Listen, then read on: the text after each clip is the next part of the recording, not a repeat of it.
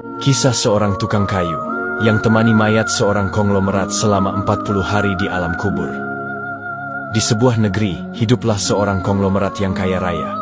Namun, ia sering resah memikirkan kematian.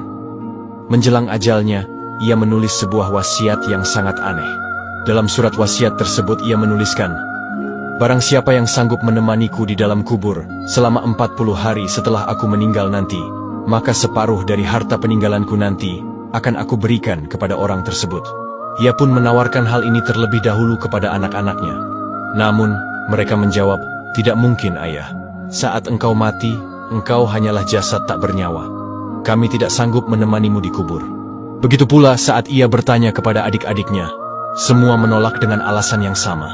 Akhirnya, melalui ajudannya, ia mengumumkan wasiat itu ke seluruh negeri.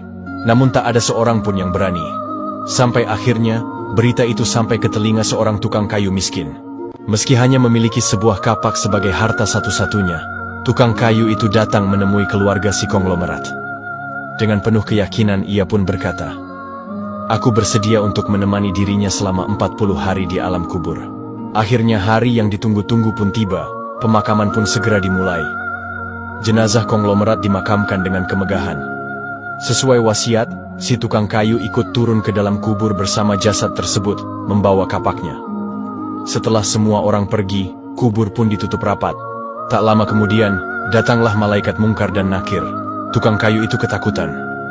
Ia mengira kedua malaikat itu akan menginterogasi si konglomerat. Namun ternyata, keduanya justru mendekatinya dan bertanya, "Apa yang kau lakukan di sini?"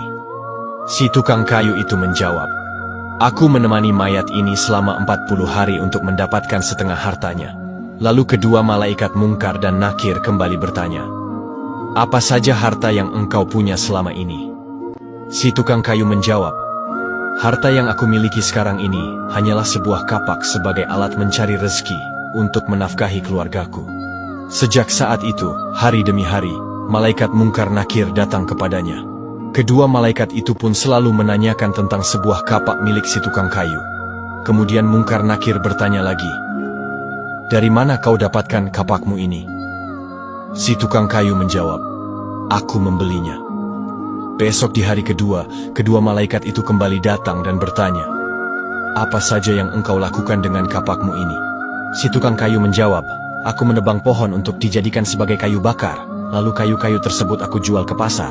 Di hari ketiga, malaikat Mungkar dan Nakir kembali bertanya, "Pohon siapa yang engkau tebang dengan kapakmu ini?"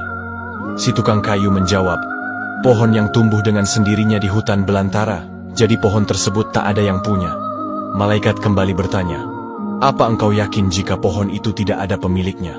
Di hari keempat, malaikat Mungkar dan Nakir kembali mendatangi si tukang kayu tersebut dan bertanya, "Adakah engkau memotong pohon-pohon tersebut dengan kapak ini sesuai ukuran dan beratnya yang sama untuk dijual?" Si tukang kayu menjawab, "Aku potong dikira-kira saja, mana mungkin ukurannya bisa sama rata." Hari berganti hari, pertanyaan itu terus berulang, hingga hari ke-39, yang ditanyakan tetap soal kapak kecil yang menjadi satu-satunya hartanya. Pada hari ke-40, Mungkar Nakir kembali datang. Sebelum mereka sempat bertanya, tukang kayu itu langsung melompat keluar dari liang kubur, membuka pintunya, dan berlari keluar sambil berteriak, "Aku tidak mau separuh harta itu. Ambillah semua untuk kalian. Aku hanya ingin pulang." Sesampainya di rumah, ia menangis dan berkata kepada istrinya, "Wahai istriku, aku sudah tidak ingin harta warisan itu. Satu-satunya hartaku hanyalah kapak kecil ini. Tapi selama 40 hari para malaikat tak henti-hentinya menanyai aku tentangnya. Bagaimana jika hartaku sebanyak konglomerat itu?